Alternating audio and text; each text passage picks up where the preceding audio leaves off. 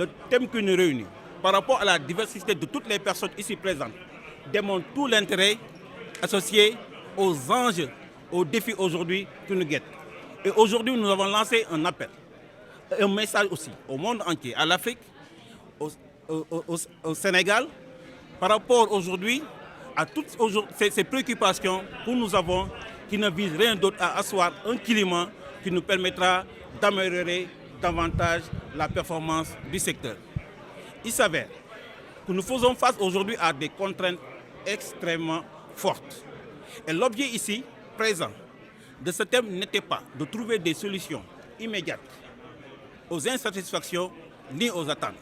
Mais il fallait obtenir une démarche d'information, de sensibilisation, d'échange pour permettre à tout un chacun de comprendre en quoi le régulateur, en quoi les opérateurs, en quoi les autres parties prenantes peuvent bénéficier de ce dispositif pour renforcer l'expérience client, pour améliorer les sources d'opportunités et de performance. Nous avons eu l'initiative de mettre en place ce comité pour créer un déclic, travailler sur les mindsets et travailler sur les postures. Parce qu'il n'y a pas d'autres acteurs mieux placés que les cadres pour impulser une démarche beaucoup plus dynamique par rapport aux enjeux qui nous attendent.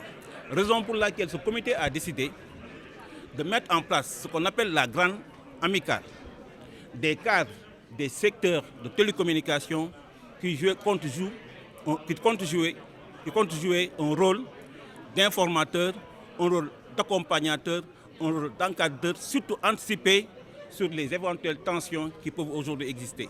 Ce comité qu'on a formé de cadres du secteur, c'est-à-dire regroupant les opérateurs qui animent la vie économique de ce pays et comme je l'ai rappelé, qui participent fortement au développement socio-économique de ce pays. Ce comité a été créé pour simplement qu'on puisse s'entendre sur notre fonctionnement, c'est-à-dire mieux faire avancer le secteur. La raison d'être de l'ARTP, il faut dire, est de réguler. Réguler pourquoi? Pour le bénéfice des citoyens sénégalais. Mais quand on régule dans un secteur où on a des opérateurs, donc qui sont des acteurs qui animent la vie économique, et il faut qu'on parle le même langage. Alors, les langages en général des directeurs généraux sont soit dictés par des besoins de l'État, comme le directeur général de l'ARTP l'a dit, ou soit dictés par des besoins d'actionnaires.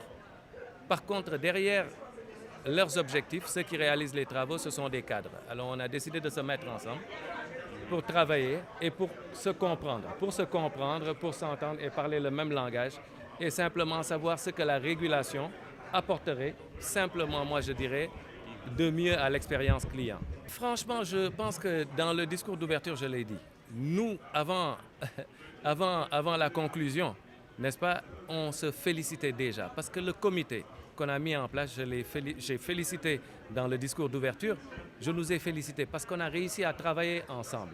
On a réussi à travailler ensemble, la main dans la main, pour réussir ce panel. C'est un panel inédit, du jamais vu. Samba, le président Samba l'a dit tantôt, c'est un panel inédit, jamais vu dans l'écosystème et dans aucun de ces pays. C'est-à-dire tous les acteurs ensemble, opérateurs, régulateurs, qui parlent la main dans la main, on va dire, sans hiérarchie, n'est-ce pas? C'est-à-dire, en général, vous avez entendu le directeur général dire quelque chose. C'est-à-dire quand on arrive à la sanction, parce que l'ARTP est vue en général, et même, on va dire, c'est un peu la société sénégalaise, l'ARTP, ou bien le gendarme est vu comme quelqu'un qui doit sanctionner. Mais on oublie que la sanction doit être positive. On a un rôle, le rôle le plus important, c'est de permettre, n'est-ce pas, aux Sénégalais d'avoir les meilleurs services, mais les Sénégalais, c'est qui aussi? Ce sont les opérateurs, d'offrir ce service de qualité et de faire aussi du profit là-dedans parce que ce sont d'autres Sénégalais qui travaillent.